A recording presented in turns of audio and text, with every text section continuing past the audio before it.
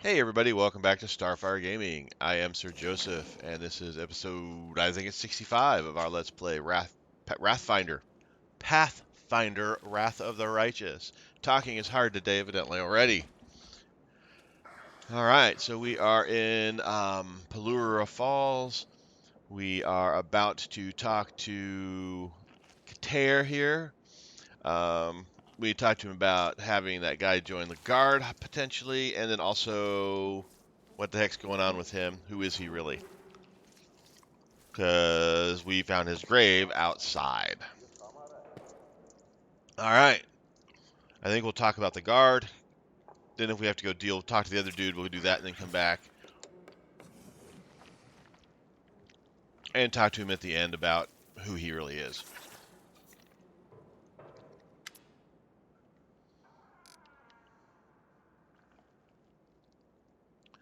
I'm listening.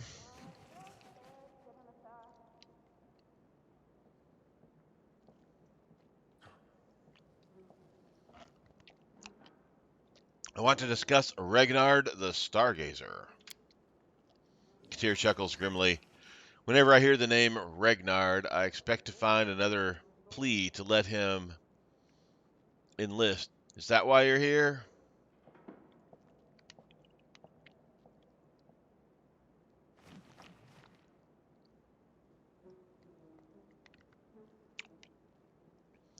Regnard is suffering. He has the soul of a warrior, and he will waste away if he cannot follow the path his heart desires. Khatir hesitates, though he tries to remain stern. You get the feeling it is mostly for show. I agree, he says at last, to give the boy a chance. He may join as a new recruit and begin his training. Eliandria will probably not be happy that I've allowed one of her stargazers to be distracted from stargazing, but she is too soft to object. It is settled then. I won't let Regnard leave these walls until he proves himself ready. The call of one's heart is a serious matter, but such calls often fade after daily drills and a few painful blisters. I have to go. Alright, so now we gotta go talk to Regnard, as I kind of thought was gonna happen. And then we'll stop by, see if he'll let us, if he thinks we've changed enough.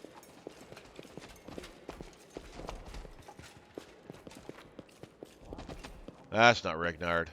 Regnard's over here.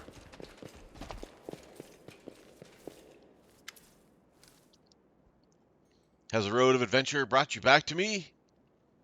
I spoke with Khatir. He is ready to take you on as a new recruit. Really? But how did you convince him? Wait, don't tell me. I don't want to know. Regnard can barely contain his excitement. All right, I have to focus. I can't let you and Khatir down. I will start training immediately. Thank you. You've given me a second chance at life, and I'll never forget it. I have to go.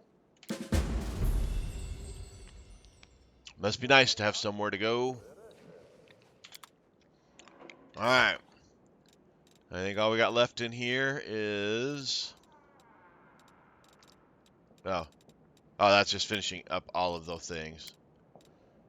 Doing this one here, and then we got that. And see if he thinks we've changed enough. Whee!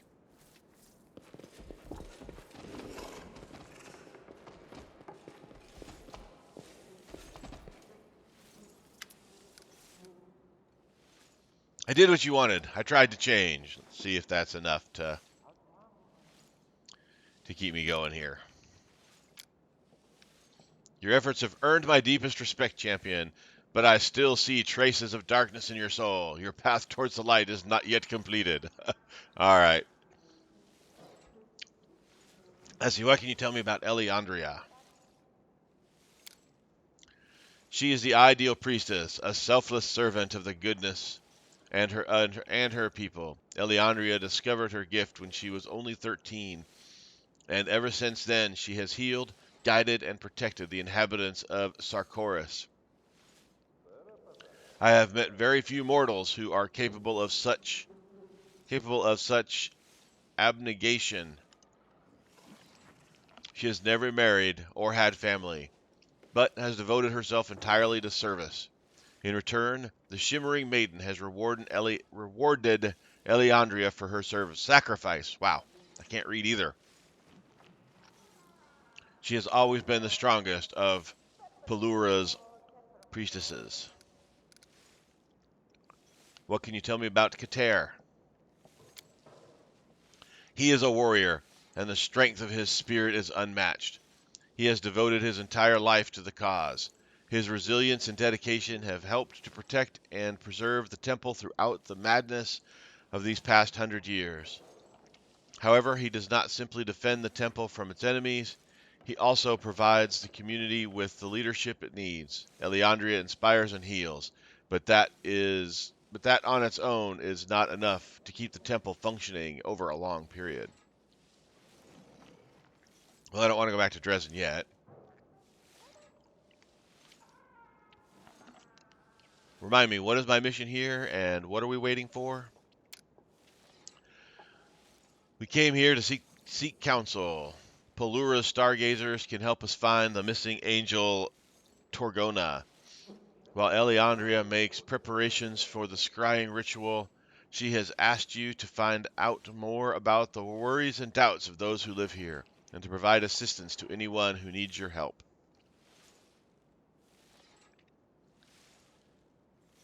The inhabitants of the temple keep its existence a secret. How did you find out about it? Pulura herself told me about the temple and about the mission of its inhabitants. The mistress of the Aurora, Iobara, and I may differ in character and appearance, but we are both angels and the protectors of good. We help one another, especially when the matter involves demons, our foe of old. I have to go. I'm glad I was able to help. Alright, let's see what's going on with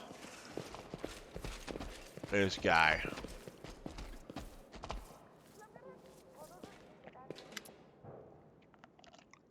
Oh, wait. Hold on. Let's move. In case it is a fight, let's rearrange our party a little bit better. Alright. Someone help me find your grave. Why do you have a grave? Why do you visit that place? Khatir chuckles bitterly. I see there's nothing that doesn't interest you, Knight Commander. That grave, the existence of the Temple Enclave, and the work that we are doing had to remain a secret. And by secret, I mean secret. We couldn't even let our families know that we were safe. But I was sure my Mistress would try to find me.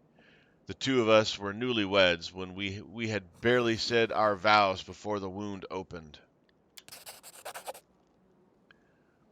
There is a sad light in Khatir's eyes, and his stern face softens.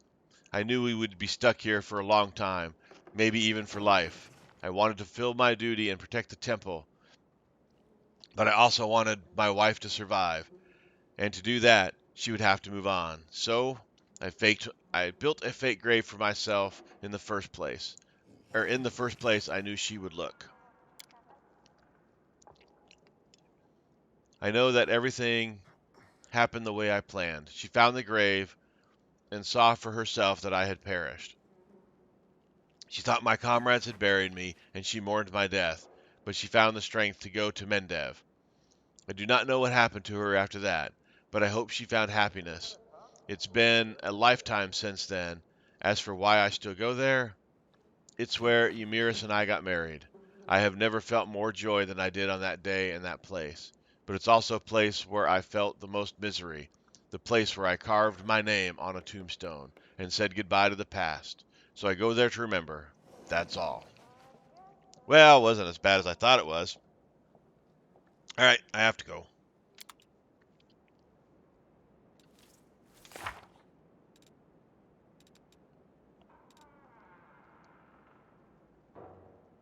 All right, time to go talk to that guy now.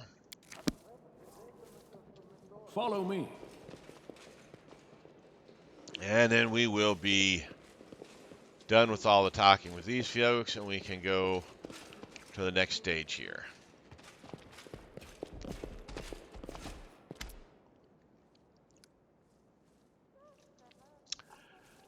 Teriel nods at you, but does not look up from his parchments. Just a moment. One moment. I have discovered Khatir's secret. He follows the rules just like everyone else, and severed all ties with his family. He did everything he could to make Mistress think he was dead. He even went so far as to dig his own grave by the stone tree.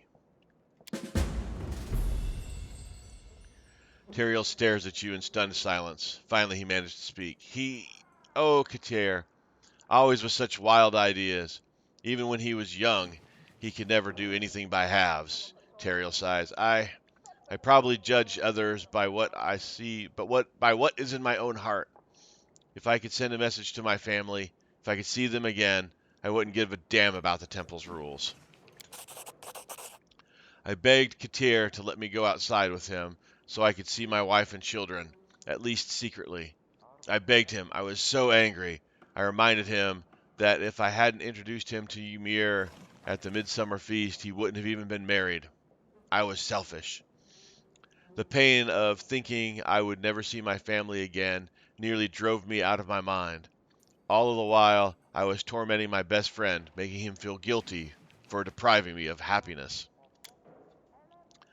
When I found out that he had been going to the stone tree, I immediately imagined him going to see Ymir, the way I dreamed of seeing my own wife. I've hated him for 70 years. The whole time I pretended he didn't exist.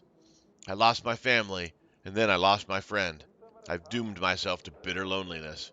Khatir, I must go to him immediately and ask for his forgiveness. Thank you, Commander. You have given my friend back to me. I have to go. May Pulura keep you safe. Now, where did I put my quill? All right.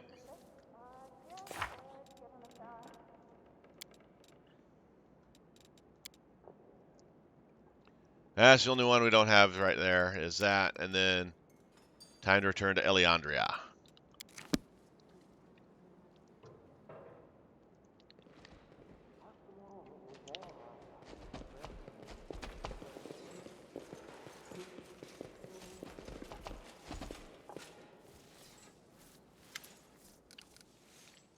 How can I help you, my radiant friend?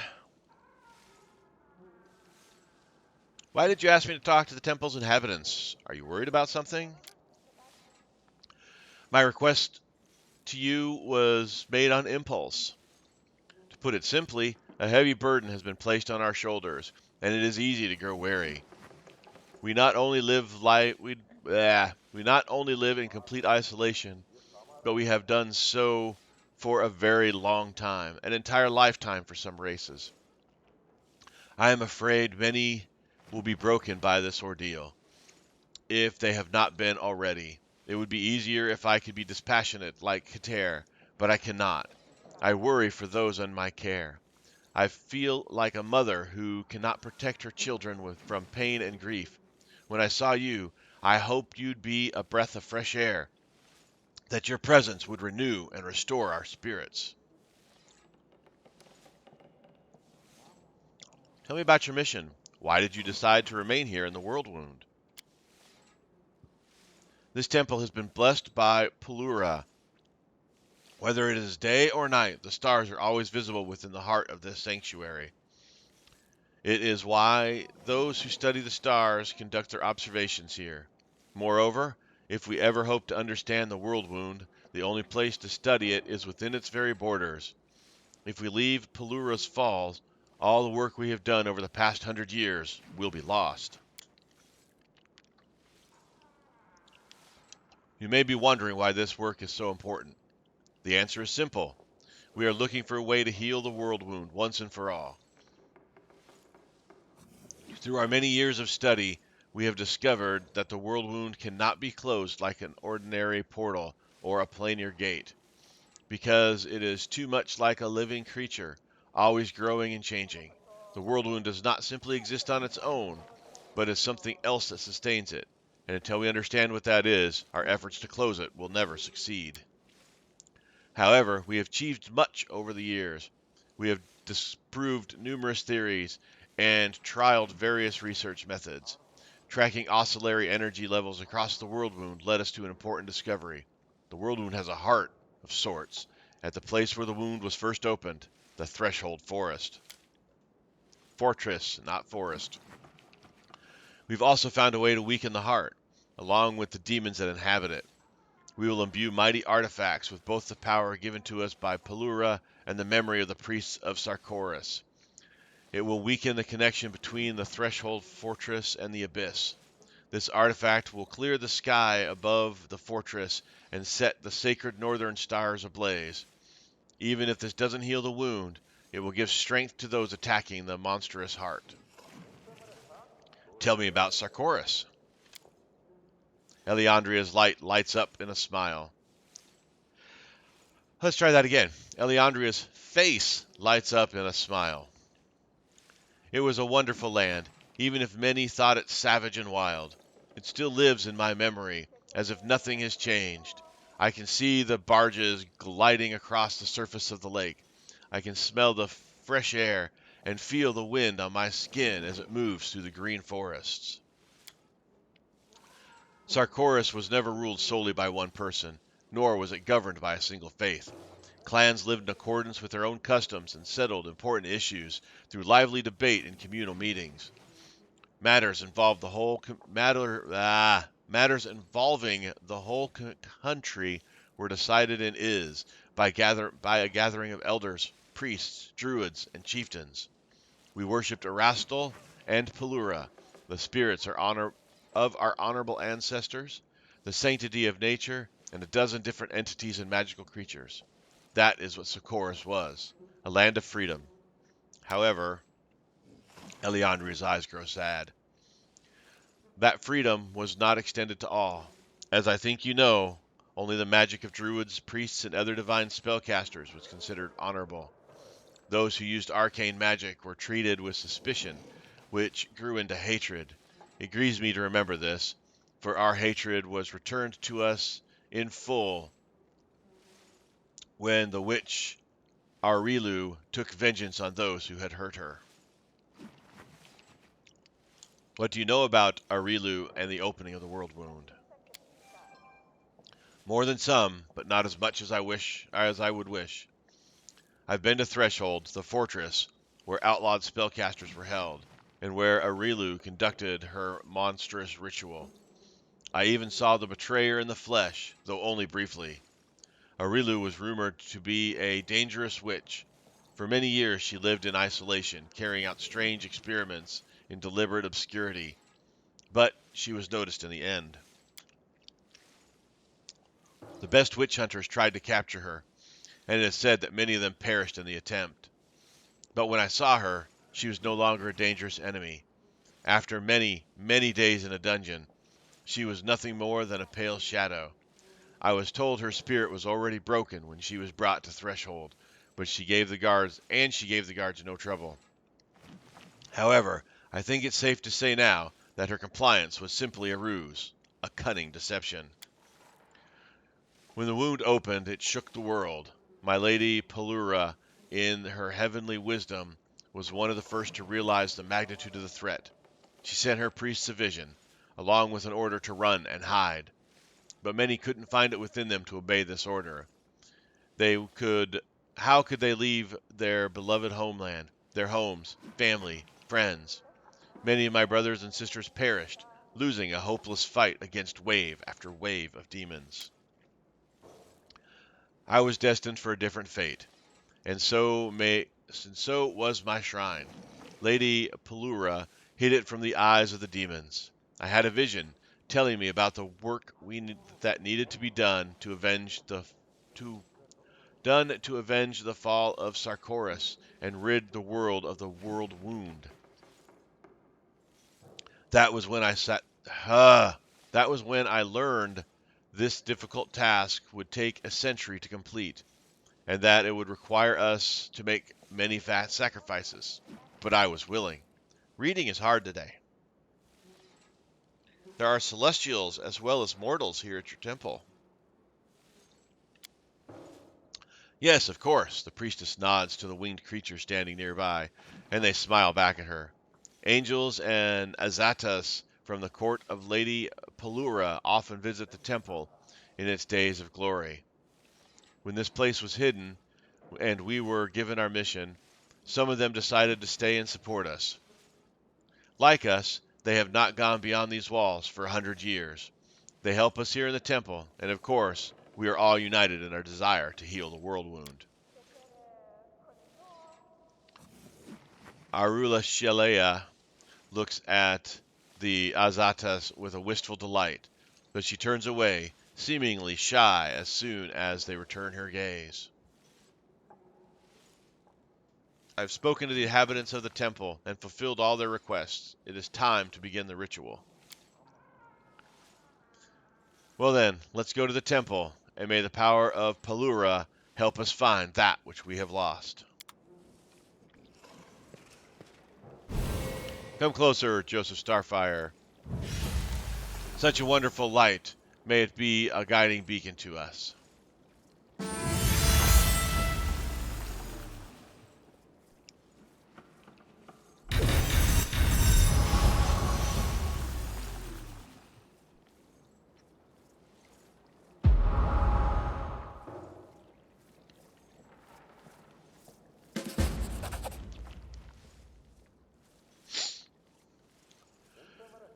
Eliandria's massages her temples as she emerges from the trance. It worked, but everything was so strange. I saw a place, and the road that leads to it.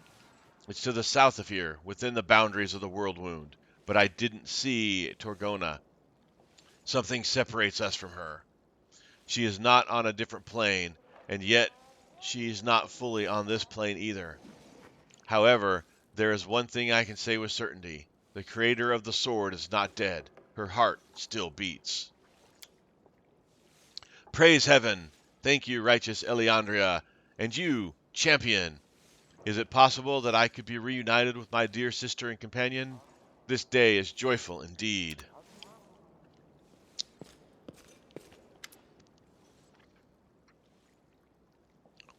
I'm afraid this day is not as joyful as you think, Angel. My scouts have just returned. There's an unknown detachment moving in this direction. They look like cultists, but they're coming straight towards us, like they know we're here. I'm not sure what's going on, but we have to stop them. Could someone have discovered the secret of Pulura Fall?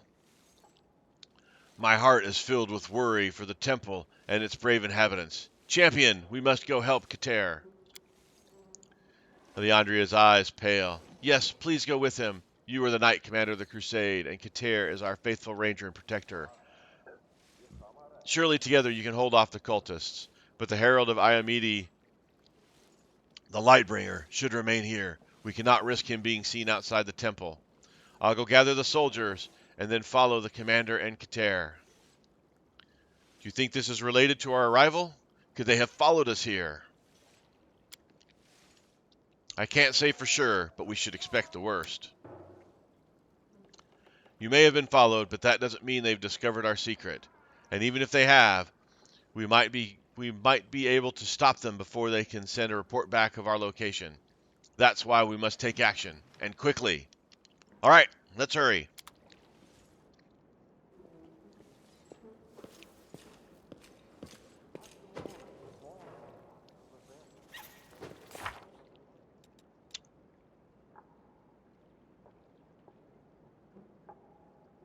All right, I guess we need to head out.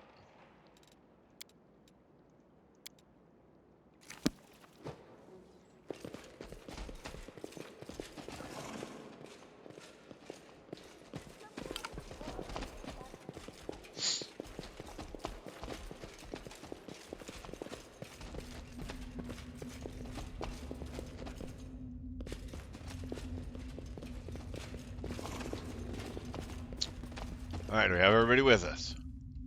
Okay, yep.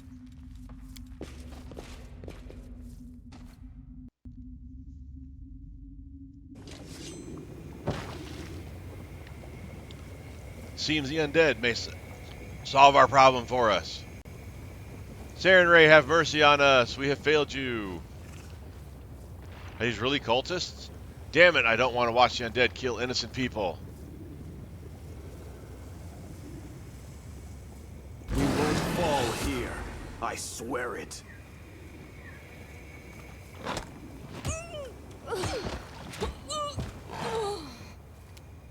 Oh, that was like super fast. Alright. Let's throw a burst.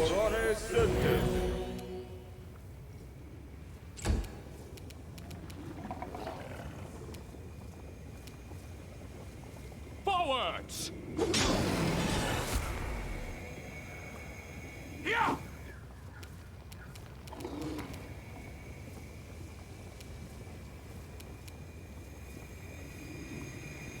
I will resist.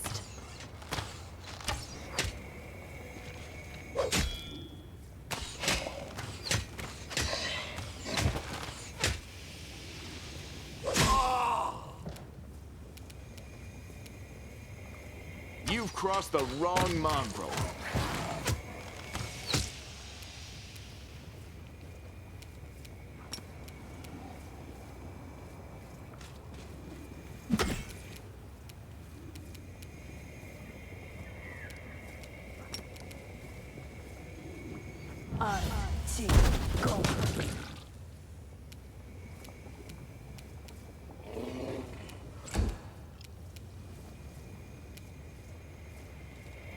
Come on, let me move. There we go.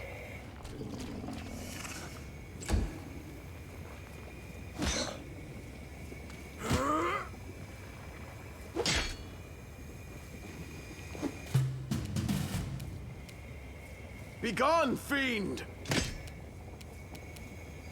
We won't falter!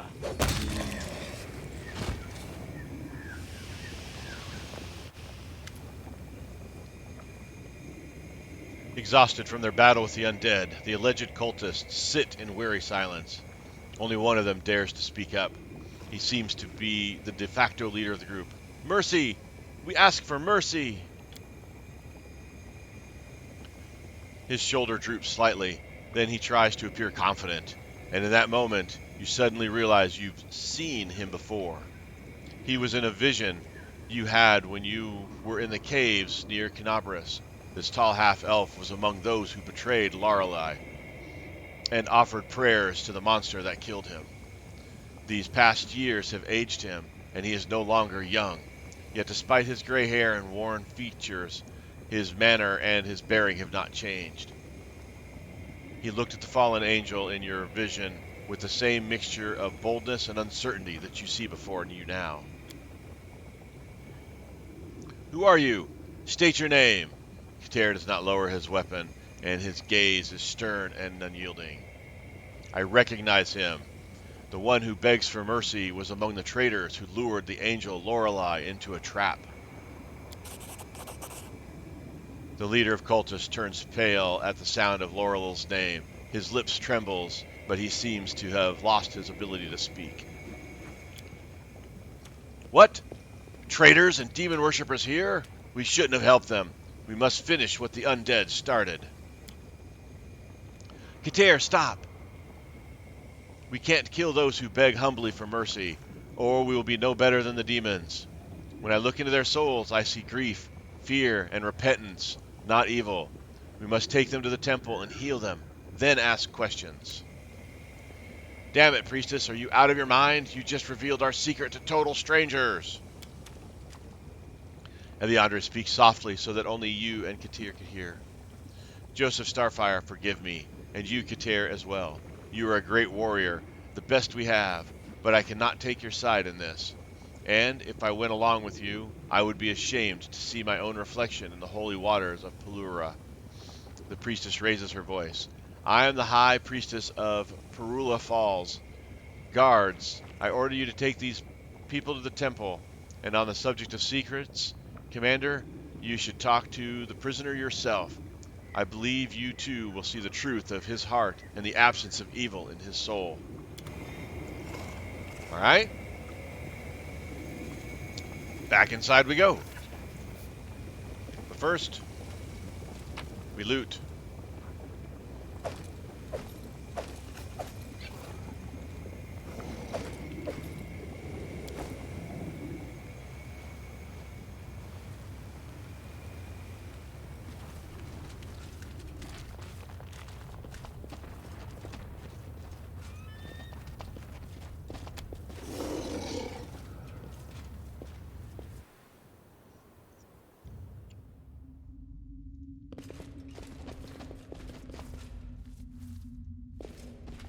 guard is missing there.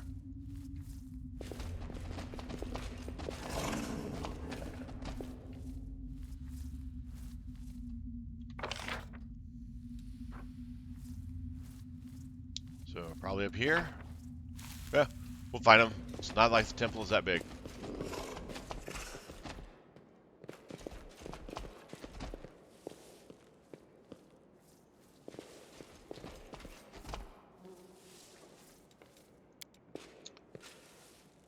Yep, aye.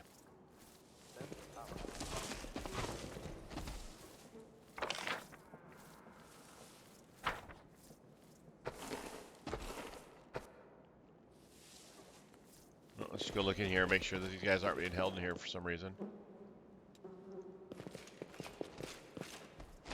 Yeah, I mean, it does not look like they're being held in here. Let's go back. Let's go up to the main room here.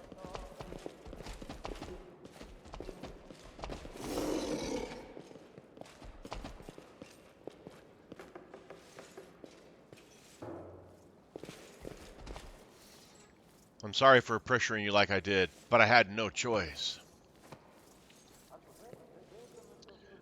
I am responsible for the safety of this temple. Allow me to do my duty, Eliandria.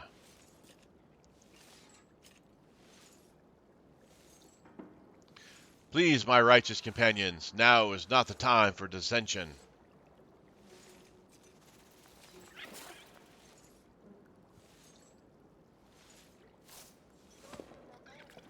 Hey, I guess that's it.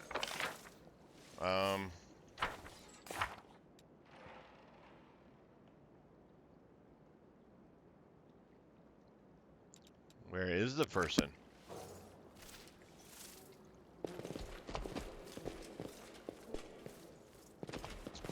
I thought he'd be up there. Let's go in here and look.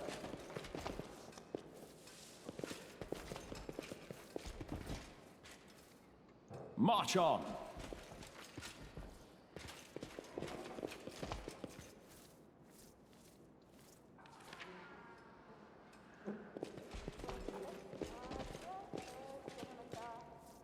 Oh, there was a perception check in here?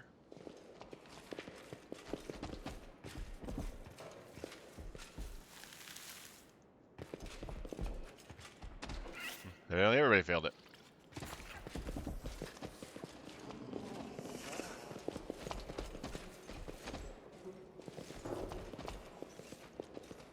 Onwards. Let's go looking in here.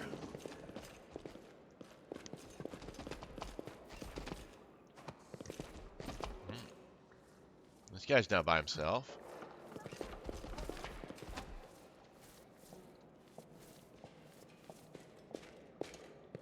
There we go. Ah, here we go. Cult leader, suspicious traveler, suspicious traveler, suspicious traveler. All right, let's talk to this cult leader. The cultist looks up at you, his face worn and haggard. The temple of Pulura. How strange. I didn't think it had survived. Tell me who you are and what part you played in the death of the angel Aurora. The cultist looks down at the floor. My name is... Actually, it doesn't matter. I don't want to reveal the name of my clan and bring shame upon it. And my own name means nothing. I am a Sarkorian by birth, but I came to Mendev with refugees when I was a child.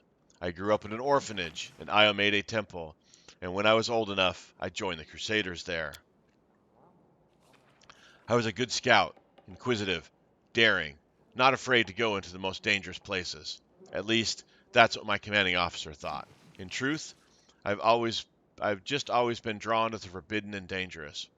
When an angel came to my commanding officer and asked for a few people to accompany him on a dangerous mission, they chose me. The angel wanted us to find the outcasts, those first crusaders who either succumbed to demonic corruption or were accidentally infected. These outcasts then gave birth to mutated children. According to the rumors, they sought refuge in the caves beneath Canabras, away from the judging eyes and pyres. I was sent there to look for any trace of their presence, and those caves are deadly, an immense labyrinth of passages running deeper and deeper, all the way down to the Darklands. And After hearing of the angel's plan to descend into the place, someone decided to make it his grave. I probably have no right to ask for forgiveness for what I've done, but I was very young, and I never liked being a crusader. Rising early in the morning, training and marching in formation, I had been forced to do this my whole life. In the orphanage where I grew up, all the children were made to march like little soldiers as soon as they could walk. But he promised something different, something new. He said we shouldn't be afraid of the demons. Sure, narrow-minded prigs claim that demons are murderers and destroyers, but that wasn't true.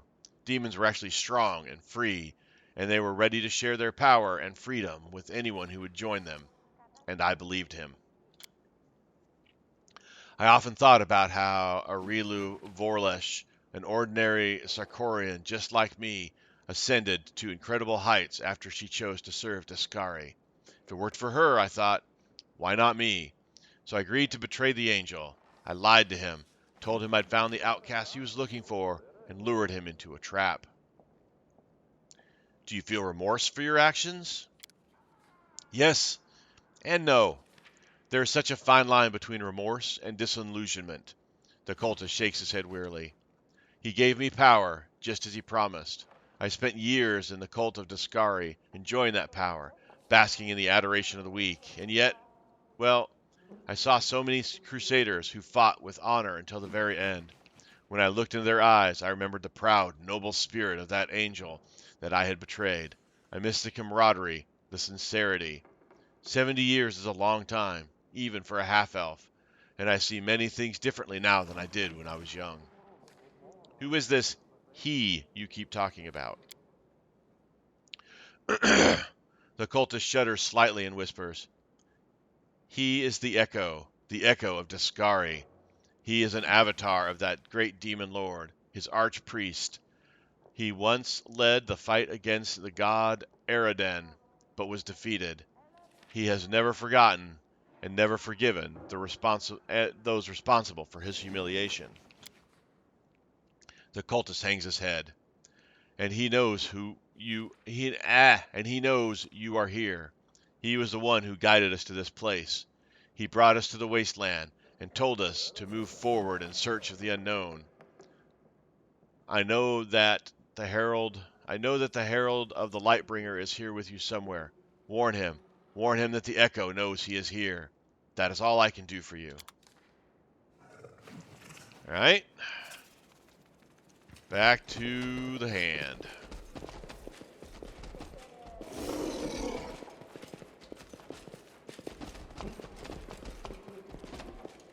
Oh, I think the Echo's going to be tough. I hope we're not fighting him right now.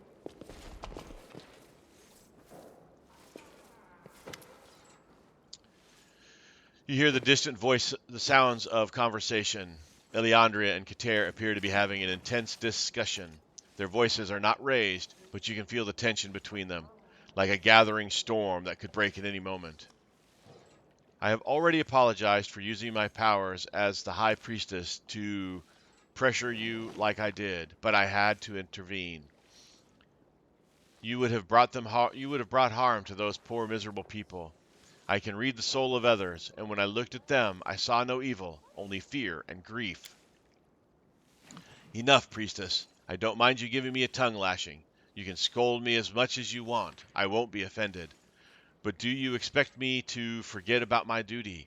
I am responsible for the safety of this temple, and that safety is threatened by those cultists. We need to interrogate them, and if necessary, torture them until they reveal the truth of how they came to be here. Was it by chance or by choice? Even if it's the former, letting them go is out of the question. They may not have evil intentions, but they still cannot be trusted. If they prove their innocence, they will remain here as prisoners. My righteous friends, your words are an endless circle. You have gone around and around, but you are no closer to making a decision. Blah, blah, blah, blah, blah.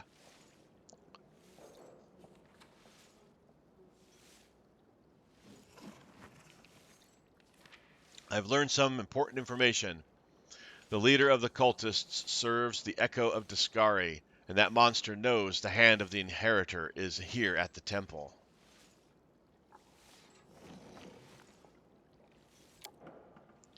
The Echo of Dascari, the herald sounds strangely subdued, and his voice is grim. This is an enemy I know. The Echo was a terrible monster and formidable foe. Few are his equal. He is an avatar of Dascari, alike in form, but possessing an independent consciousness and unrelenting malice. Is he responsible for Laurel's death? No. Don't bother with reply. I already know the answer. You see, Eliandria, we've let a serpent inside our house, a servant of demonic beast. Let me interrogate him along with the others. They showed up outside our walls the exact same time as the Herald and the Knight Commander. I do not believe they are here by accident. Enough, Khatir. I forbid you from conducting an interrogation. Not just for the sake of those poor people, but for your sake as well. Your soul is pure and devoted to duty, but every time you justify bad behavior for a good cause, you take a step toward evil. Priestesses and sermons, sermons and priestesses. Since we seem to be paying compliments now, I'll give you some of my own. I know that you're practically a saint, Eliandria.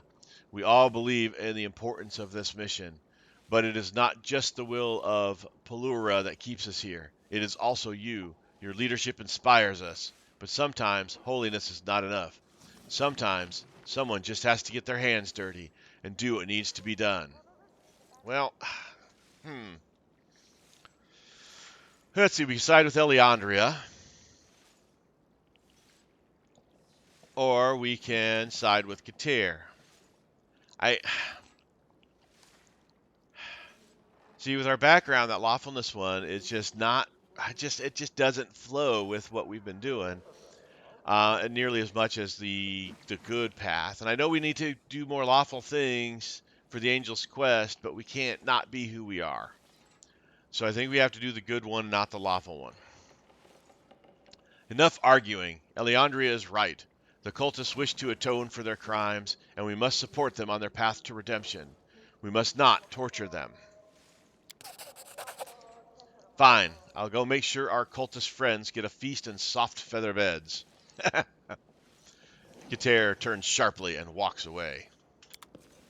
He's not happy. Discord among allies. Such a thing weighs on me heavily.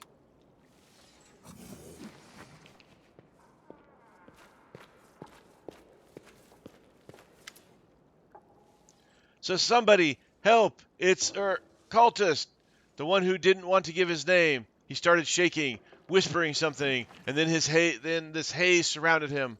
All the guards around him lost consciousness, and he got up and started walking around the temple entrance like he was Eving. We don't know what to do. We need to get there at once. Make haste. Pulura, protect us. Let us get there quickly. Let us be on.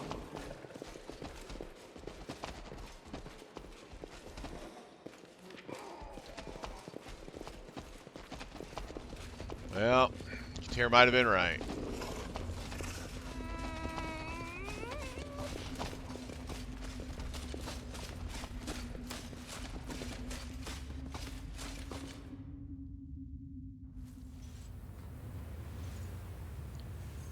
He conducting a summoning ritual. What have you done? Who did you summon? Forgive me, I'm sorry. Spare my companions, they didn't do anything. They believe we were looking for shelter in Dresden. I deceived them too, and now I will die. I become a worm in the abyss. I deserve nothing more.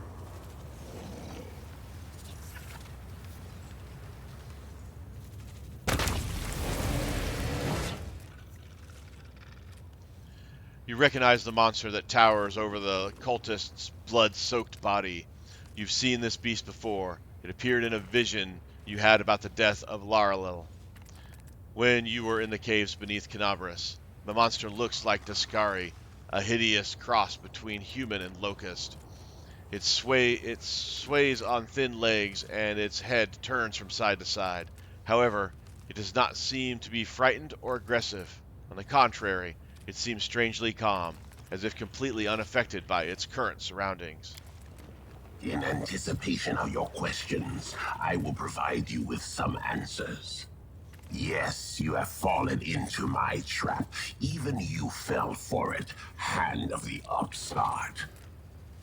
It has been many years since I caught your angel in the caves beneath Canabras and allowed him to leave his flaming sword in the stone. He promised that sooner or later, someone would remove it, and I decided to believe him. I kept a watch on the sword. The sound of its voice changes, just like it did in your vision. The voice is low, then high, old, and then young. I have watched and waited all these years. Waited for the promise to come true. For the sword's new owner to bring me to you. To take me to the secret temple. You protected it well. In fact, the temple is still hidden from my sight, but I do not need to see the temple in order to destroy it. I simply need to know where it is. Eliandria turns pale, and there is a feverish light in her eyes. The Echo of Dascari, I presume? Knight Commander. That is how one ought to address you, yes. I've been watching you for a long time, and I already know how, when, and where I'm going to kill you. Mortal children like to tear the wings off of flies and butterflies, and I, in turn, like to have my fun with the inheritor's pets. Silence, Echo! You fiend! Do you think I do not see your secret desire? Eredin overthrew you. He brought his hand down upon you and crushed you like a gnat. Since that day, you have nursed your resentment and jealousy, letting them fester within you. You are too much of a coward for honest combat. You prefer to ambush your prey, striking from the shadows. I will put an end to this. I will put an end to you. And you will take the secret of Pulura's Fall with you to your grave. The Herald's voice shakes with righteous anger. There is so much you do not see, Herald. Suddenly, the Echo stops short. His voice twitches from side to side, then falls forward onto his chest. His hands hang down limply like a doll. Time seems to slow as he stands there unmoving. The air grows thick and heavy. Then the Echo raises his head, turning it from side to side, as if assessing his surroundings. As you look into his blank eyes, you realize it is no longer the Echo who stares back at you, but someone entirely different. Let's see. The stench of the upper plains and the abyss. Colorful flashes. Magic that deflects the gaze and obscures the vision.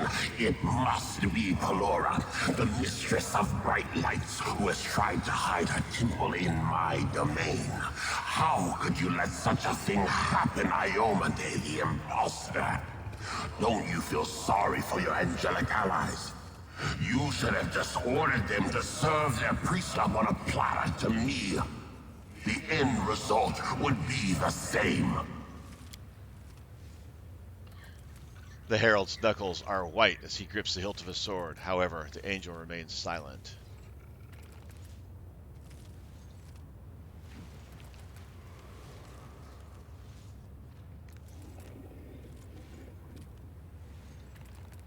Is that Dascari himself speaking? Could he attack us? I do not know the limits of his power, but if he decides to attack, I will protect you, even if it costs me my life. I will do my best to carry you to a safe place. So my Echo has found the Temple of Pulura. I wouldn't call it an achievement, but it's not bad for a maggot molded from the souls and bodies of mortals. What else? Gold, light, a sweet smell. It all seems suspiciously like heaven. Well then, Iomade the imposter, whom have you sent? Could it be your herald? And your new pet from Canabras. Or have I already killed that one? I lose track of such things. There are so many of them fussing about with their halos and wings, babbling their long, arduous prayers to some self-proclaimed goddess. Will you ever get tired of sending your favorites to the slaughter? Nothing to say, imposter? One day I will knock on the doors of heaven and you will have to answer. So remain silent for now and observe. Today there will be no bloodshed. I will send the Echo back to the Abyss right now. You feel a strange, oppressive presence suddenly disappear. The Echo remains still, frozen, as if in a trance. You will not take our secret to the Abyss, you monster!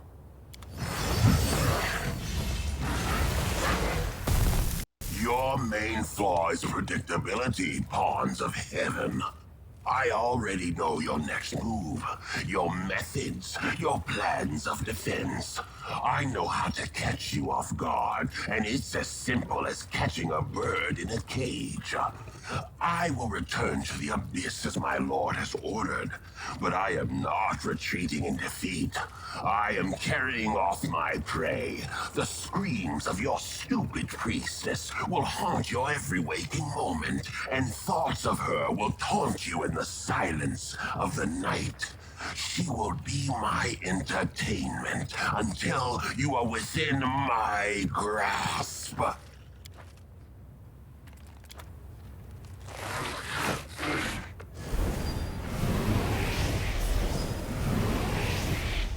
Well, that's not a good thing.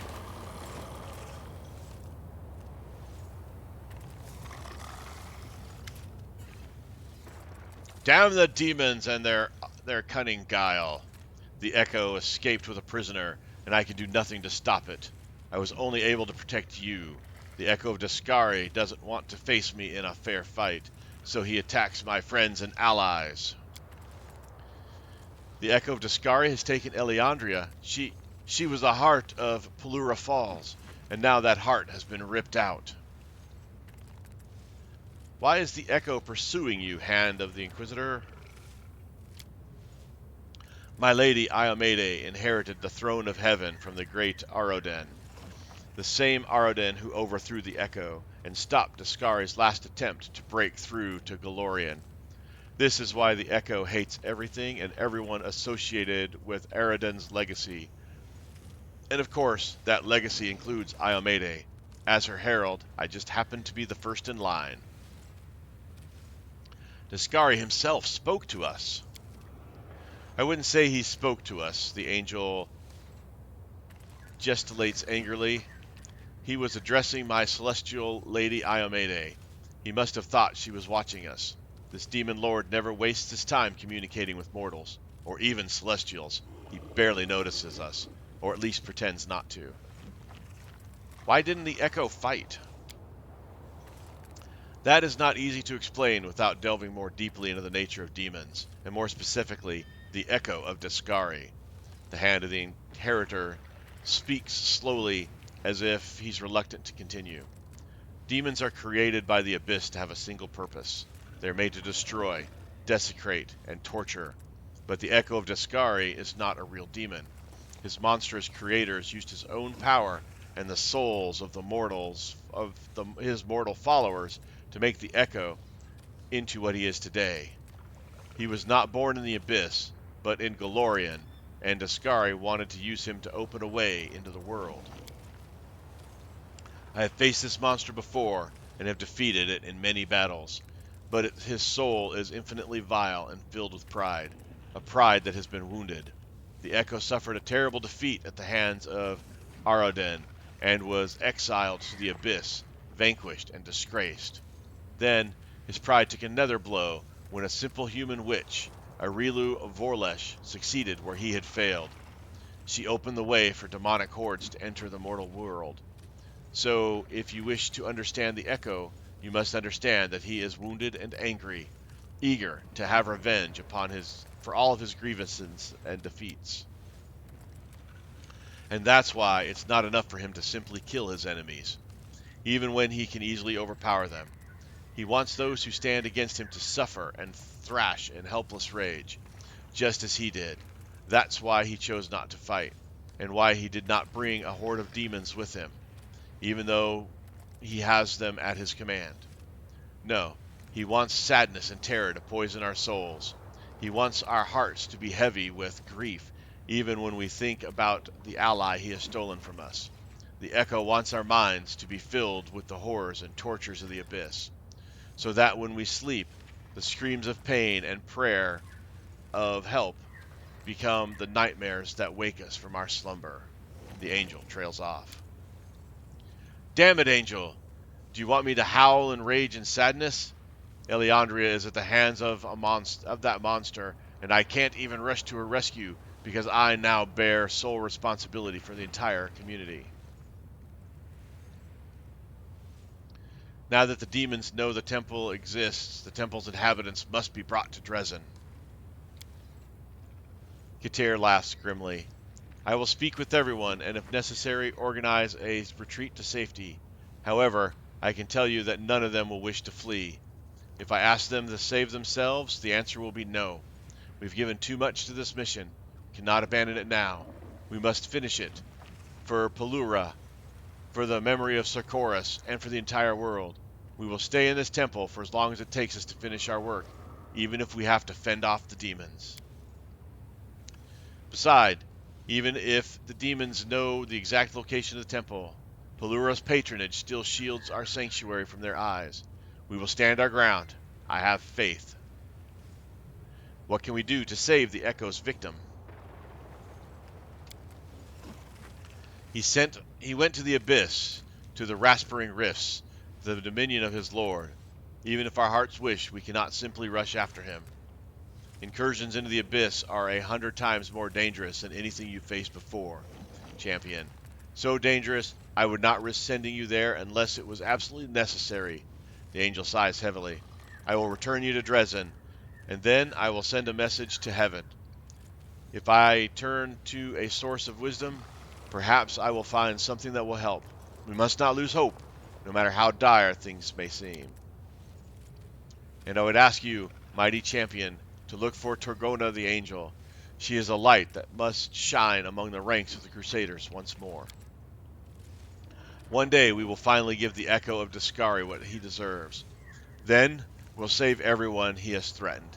But now it is time for us to return to Dresden, champion, and prepare for war.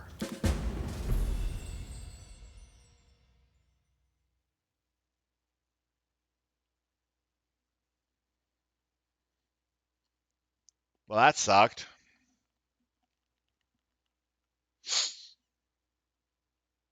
I'm guessing down the road we're going to have to rescue her.